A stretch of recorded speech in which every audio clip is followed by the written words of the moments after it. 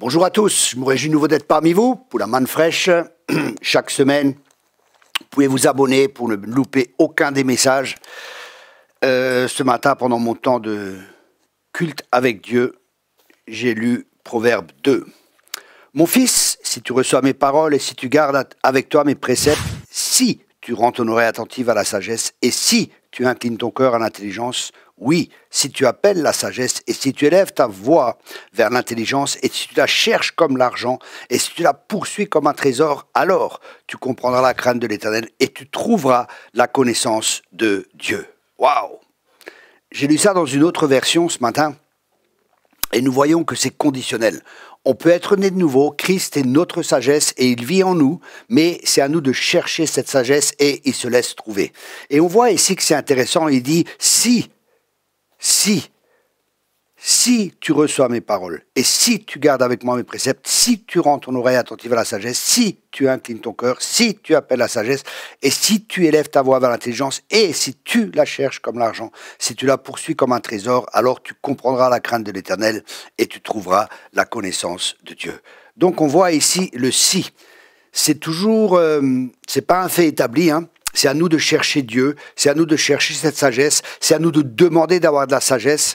Et alors, le but, c'est d'avoir la crainte de Dieu, bien sûr. Et une fois qu'on a la crainte de Dieu, qu'on a cette sagesse, qu'est-ce qui se passe? Le but, c'est de connaître Dieu. Notre but, c'est de le connaître lui. L'apôtre Paul disait, je veux le connaître lui. Et ça doit être notre but, c'est de connaître Dieu. Et ça, c'est dans l'intimité avec Dieu. Et la sagesse est vraiment importante. Mais en plus de 20 ans maintenant, j'ai fait une analyse sur ma vie et j'ai vu que des fois je manquais de sagesse. J'ai vu que des fois des actions m'ont fermé des portes, ou des choses que je disais, parce que j'étais pas vraiment sage.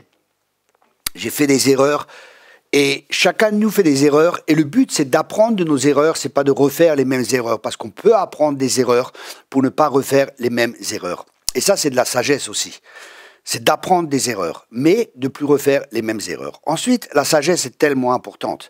Et j'ai vu malheureusement, avec toutes les années déjà que je sers le Seigneur, j'ai vu que j'ai enseigné des gens, je leur ai communiqué de la sagesse, des paroles de sagesse, des conseils de sagesse, et ainsi de suite. Et ils recevaient cela, mais le problème, c'est qu'ils ne l'appliquaient pas. Donc la sagesse, elle est bonne, mais il faut l'appliquer, il faut la mettre en pratique. Et la parole de Dieu est remplie de sagesse, surtout les proverbes. Et je vous encourage vraiment à lire régulièrement les proverbes pour acquérir la sagesse, pour chercher la sagesse, proclamer aussi ces paroles, comme le dit ce texte. Une autre traduction dit de dire cela à haute voix. C'est-à-dire, lisez la Bible en la méditant, en la proclamant, et ainsi vous allez acquérir la sagesse parce que la parole viendra dans votre cœur. Et là, nous allons serrer cette parole dans notre cœur, comme le dit le verset, si tu gardes ces paroles. Donc, l'important, c'est d'étudier, de lire, de méditer cette parole, de permettre à l'Esprit de Dieu de nous donner des révélations et d'agir selon ces dernières.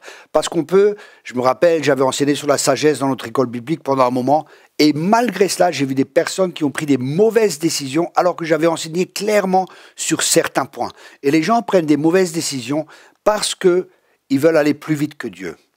Parce qu'ils ont des besoins qui ne sont pas comblés et ils essayent de combler les besoins. Notamment les personnes qui ont des problèmes d'identité, qui cherchent une identité dans le ministère.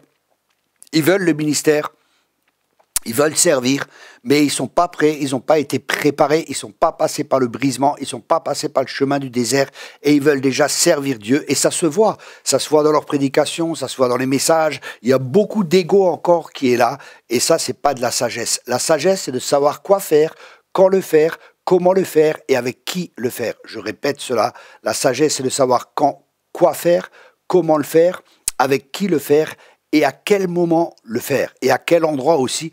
Tout ça c'est des critères qui sont importants pour marcher dans la sagesse de Dieu.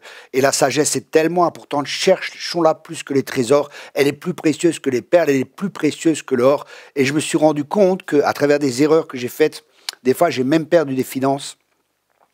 J'ai acheté peut-être un véhicule qu'il ne fallait pas acheter. J'ai fait des erreurs parce que je n'avais pas cette sagesse.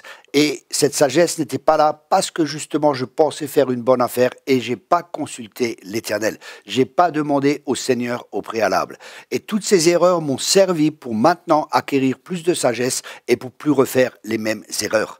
Et comme dit souvent, quand il y a des manques ou des craintes ou des peurs qui sont là, ça peut nous pousser, ça peut nous motiver à faire des choses que Dieu ne nous demande pas de faire.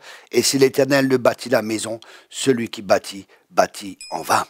Voilà le message que j'avais à cœur pour aujourd'hui, pour cette manne fraîche. Que le Seigneur vous bénisse tous abondamment.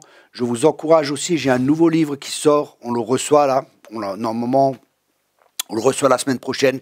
La vidéo est faite un peu préalablement, mais normalement la semaine prochaine, ce livre va sortir et je vous encourage vraiment à vous le procurer. C'est marcher par l'esprit.